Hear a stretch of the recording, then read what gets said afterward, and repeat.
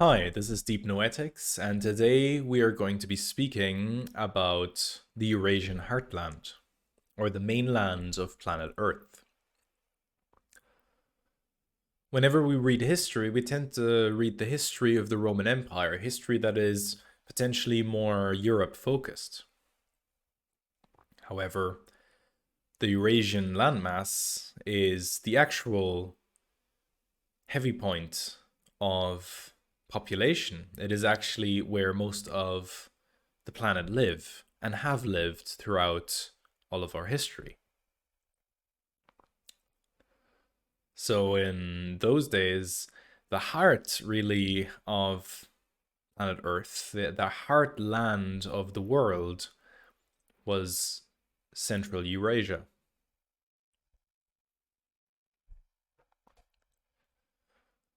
And today we're going to speaking about this, looking at my article on Substack, titled Eruptions from the Heartland: How the Eurasian Steppe has consistently derailed world history and still does today. The collapse of the medieval system that had governed Western Europe was accompanied by a general disintegration of all major Eurasian empires. It was in the 13th and 14th centuries where the foremost civilizations of the continent all found their demise. The Abbasid Caliphate, the Chinese Sung, and the Kievan Rus are only a few examples of cultures at opposite ends of the world's largest landmass, all of them destroyed within less than a century. This was neither accomplished by a more advanced society wielding sophisticated tech, nor was it accomplished by a group with a particularly strong unified religion. We are speaking of steppe horseback riders raiding cities, destroying monuments, and establishing a reign of violence and annihilation across the continent. People have reported that it was possible to smell the horde days in advance of their arrival. Arguably, the eruption of invaders from the heartland was not an isolated event, but can be regarded as a regularly occurring movement of peoples outward from the interior of Eurasia. Roughly every 1,000 years, we can find accounts of peoples migrating towards the outer rim of the continent, likely pushed outwards from the center.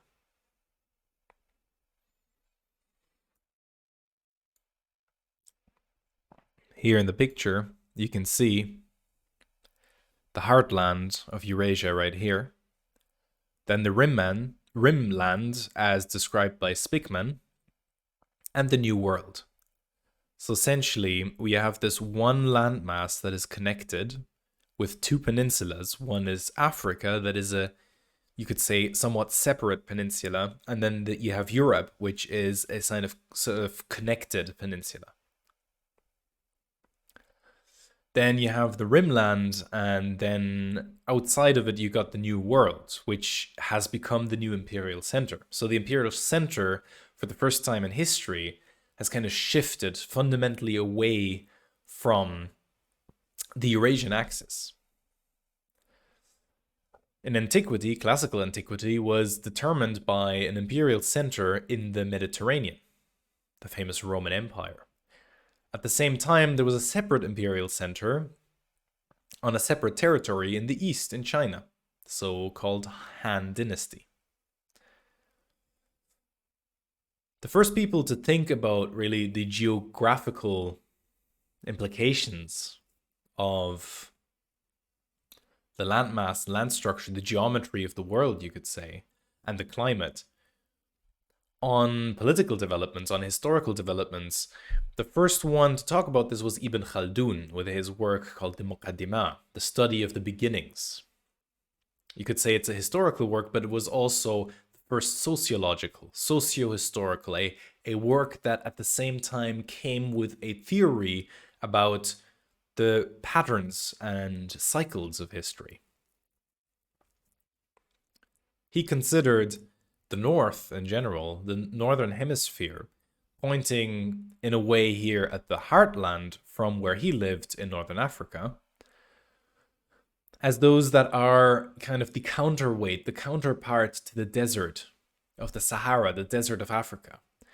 Towards the equator, you have the heat, you have the desert, the heat of the desert, the you could say scarcity and poverty of the land due to its temperature conditions. And you got the counterpart for the coldness of the north at the polar region going further up. And in between lied the Mediterranean. And in between was for him kind of the temperate zones, those that are in between that are capable of sustaining a larger empire, larger populations.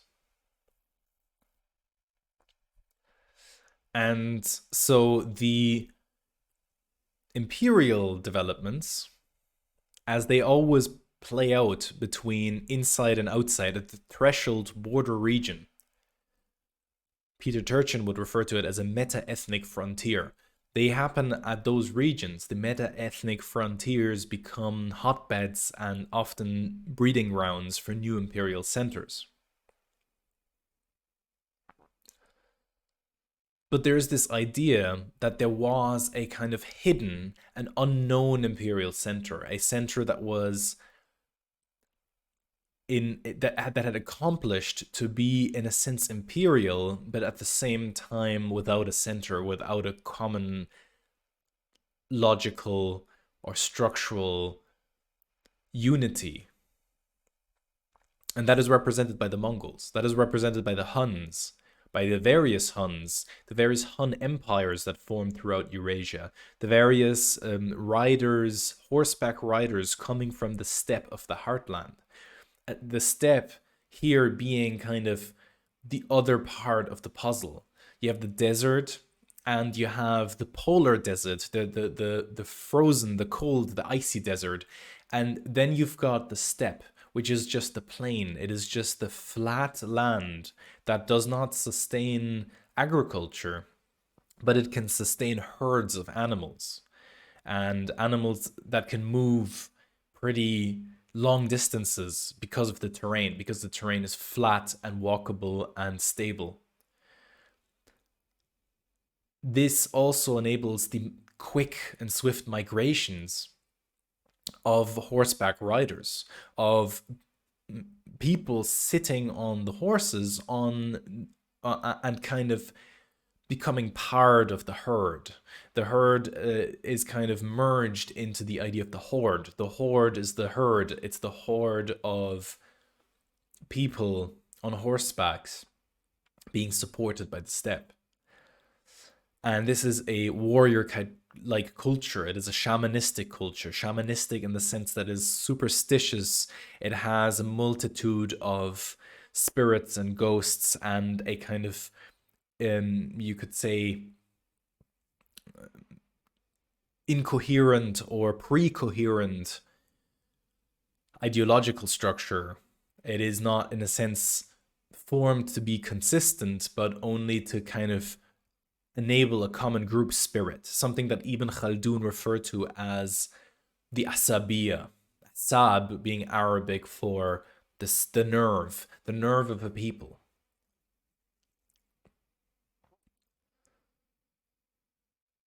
So there was a center that managed in the 13th century, throughout the 13th century, to destroy all major civilizations on the planet. Or not all of them, but like the majority and the biggest ones. The Abbasid Caliphate that had ruled from Baghdad, the most populous, most the city, the largest city with the most inhabitants through most of the Middle Ages. Baghdad was an imperial center for the Abbasid Caliphate, for a vastly huge empire. It had declined through the influx of horseback riders from the interior of the Eurasian continent. First, being raided and invaded by Turkic groups such as the Seljuks, or before that the Scythians or the Sumerians.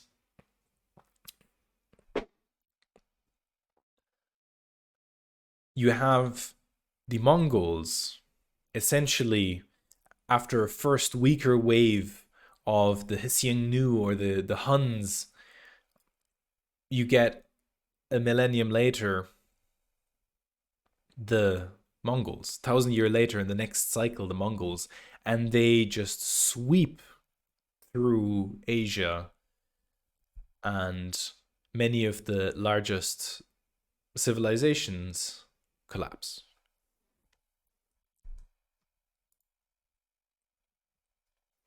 Most notably, Attila the Hun in the 5th century AD was a commander of a central Eurasian force that had settled in Europe in the preceding centuries.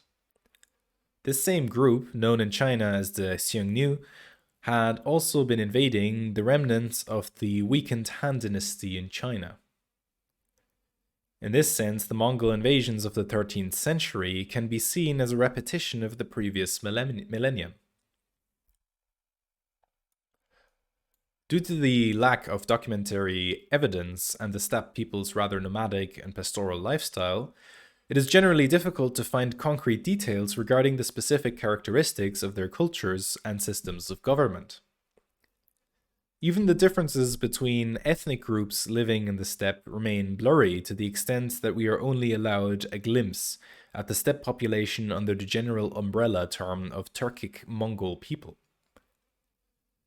Moreover, before the development of horseback warfare in the early Iron Age, it is unclear whether the earlier migrations of the 2nd millennium BC even lead to any direct incursions of steppe warriors to the Outer Rim regions.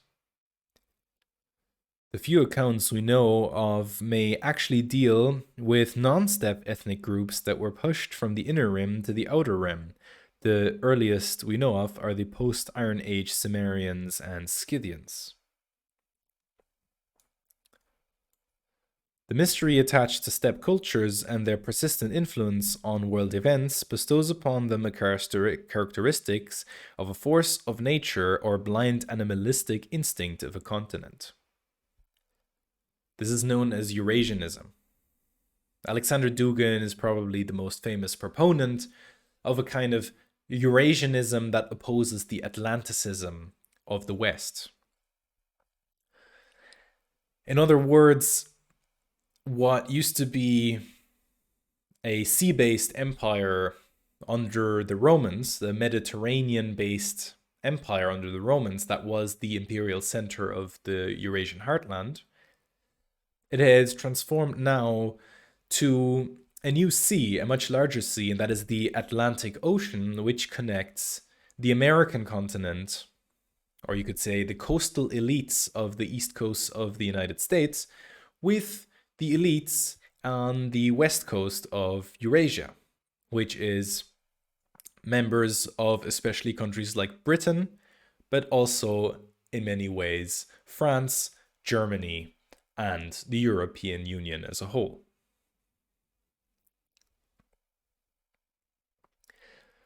The mystery attached to steppe cultures and their persistent influence on world events bestows upon them the characteristics of a force of nature or blind animalistic instinct of a continent. The Hephthalites, also known as the White Huns, represent one of many such strange groups about which little is known.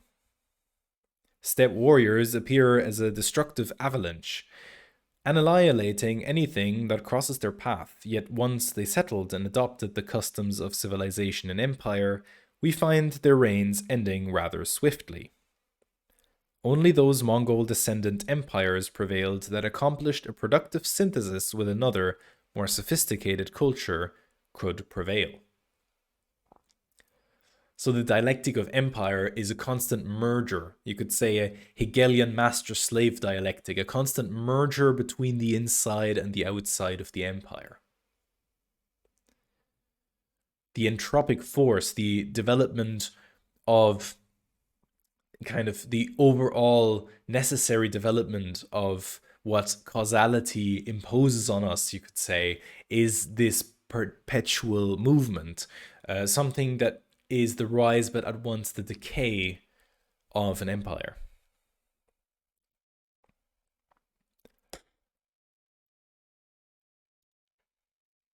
Alexander Dugin was influenced by the occultist Aleister Crowley. So Dugin has a kind of spiritual, you could say almost a daemonic, Daemon, daemonic, where he believes in kind of alternative quasi-material entities, spirits that can be invoked through certain ritual practices. Eurasia is in a sense a living entity. It is a goddess, a Lovecraftian monster in a way that is threatening to awaken, to fend off the Atlanticist empire, which is Western civilization. The Mongol Empire reshaped the face of Eurasia, and every emerging empire afterwards bore the stamp of its legacy. Even before and after the Mongols, each major empire in Eurasia was constantly occupied with the fending off of invasions coming from the center. Understanding this, we gain a deeper insight into what profound impact wild Central Eurasia had on the entire setup of its peripheral civilizations. Whilst the Chinese were mostly successful in walling themselves off, Persia is a region in which power was regularly usurped by invading forces from the center. Tamerlane, the brutal Chagatai military commander, ruled over the largest territorial empire in the world at the end of the 14th century. His Khanate was to serve as the foundation upon which the Safavids and Mughals were later to erect their empires. The Mughal Empire was especially unique in its size and centralization, effectively becoming the largest economy in the world until its subjugation by the British during the middle of the 18th century.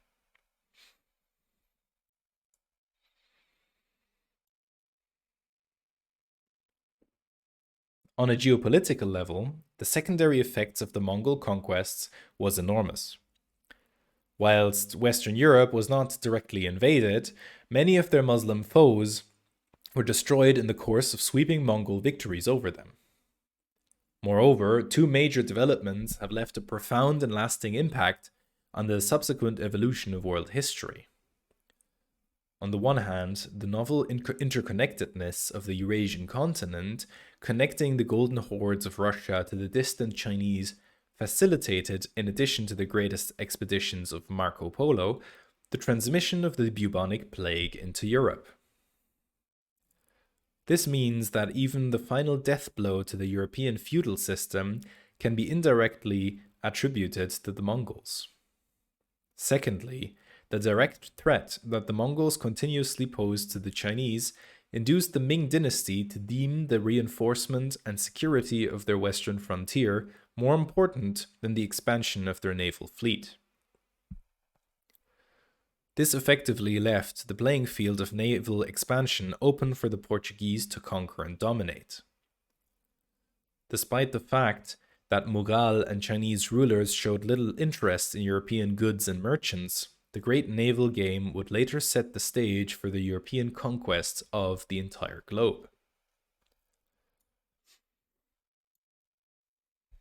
The cultural impact of the Mongols can be found in the legacy which the Timurids, the Empire of Tamerlane, left behind in terms of the cultural legitimization of titles bestowed upon by the rulers of the heartland. Arguably, the Mughal Empire would have survived the British, French, and Dutch incursions if they had been able to play off one imperial contestant against the other during the 7-Year War in 1756. However, they were burdened by invasions in the tradition of Tamerlane coming from the northwestern Khorasan region, modern Afghanistan. The Persian Qajar conqueror Nadir Shah and his top general Ahmad Shah Durrani began invading Mughal India in 1739, essentially weakening their realm sufficiently to facilitate the subsequent British conquest of the entire region.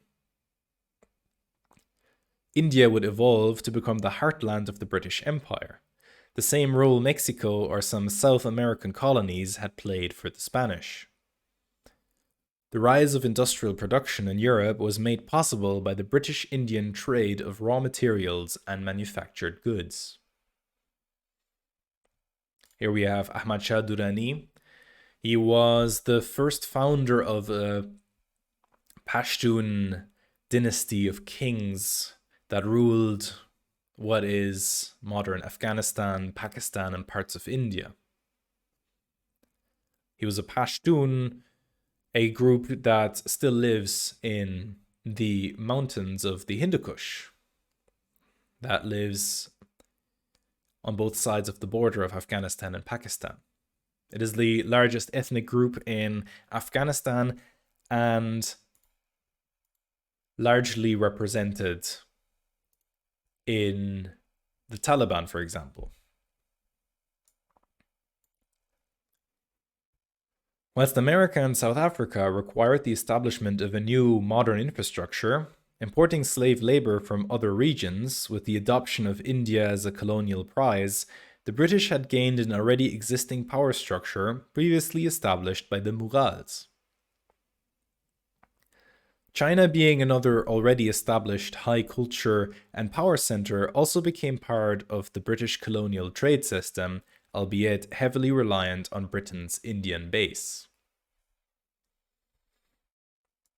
The fate of Afghanistan, a land which first came onto the global stage after having been emancipated from the Qajars by Ahmad Shah Durrani in 1747, which was the establishment of the Pashtun Empire, where Ahmad Shah Durrani was a general, kind of carved out his own empire within the Qajar Empire.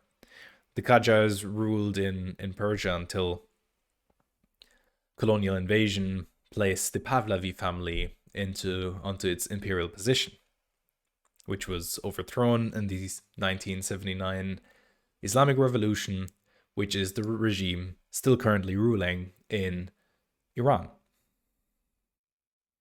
The assembly of the first United Grand Tribal Council, Loya Jirga, brought together a regional buffer empire, a country that, despite its lack of central unity, managed to fend off every foreign occupation until this day. Firstly, it should be noted that even among Pashtun tribal leaders, the legacy of Tamerlane had prevailed, as Ahmad Shah chose to name his son Timur Shah after the great conqueror. Moreover, the defeat of the Mughals fundamentally turned the tides on the hitherto prevailing dynamic of Eurasian heartland politics. From then on, it was no longer the heartland erupting outwards onto the outer rims, but in fact a great invasion of the outer rim empires inwards towards the center. The invasion of the heartland from the outside was known as the Great Game, the competition for Asia between the Russian and British imperial forces. Though Russia was territorial Eurasian, politically it should be regarded as a European power. Historically, its conquests have seen and forward the basis of its territorial expansion initially outwardly from its center in Kiev, and then later from Moscow. After the Mongol yoke was removed, Russia became increasingly Western-oriented, their orientation being best embodied by the Romanovs, who bore a special obsession with German, English, and French culture. Thus, the colonial age represented a great inversion of the dynamic of Eurasian heartland politics.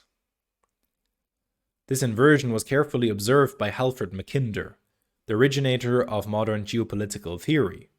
He warned the strategists of the British Empire that a Russian domination of the heartland would be perilous to the British paradigm of world dominance and would thus necessitate a careful strategic incursions into the continent. Three major wars against the Afghan rulers ended in failure, and the heartland proved to be a tough and intractable terrain to occupy and manage. Afghanistan represents a geostrategic region of supreme importance due to its mountainous border region separating the Eurasian flatlands from the Indian subcontinent. Much of Britain's policy was focused on not only expanding its influence into Asia, specifically around India and China, but also on the suppression of German nationalism, a force that could lead to a combining of German naval power with Russian heartland power. This never changed. The United States, now leading the world as the post-colonial hegemon, appears to be pursuing a similar Eurasian policy of containment. Its major rivals, first the Soviet Union, now Russia, and China, appear to be the target of belligerent US foreign policy. Though the frontiers of Western influence have been consistently encroaching upon the heartland, see the opening up of Chinese markets, the alliance with Taiwan, or the expansion of NATO into Eastern Europe, there are nevertheless serious worries concerning their Eurasian rivals as expressed by US strategists. Here we see a picture of the Taliban takeover of the day where they stormed Kabul and took over the presidential residency and presidential palace. Just as the innovation of horseback warfare allowed for steppe warrior invasions to become infinitely more lethal, the rise of rail transport could allow for trade and commerce to match the velocity of naval trade. This way, major Eurasian powers could coordinate a railway-based trade network that effectively constituted an integrated economic body linked to the majority of world resources. Afghanistan could have been a crucial beachhead for the Americans into the Eurasian heartland, but alas, it remains to be seen which way history will take us. Thank you for listening. This has been Eruptions from the Heartland, my article on my Substack from my Substack page Notes from the Archive, and I will see you in the next video.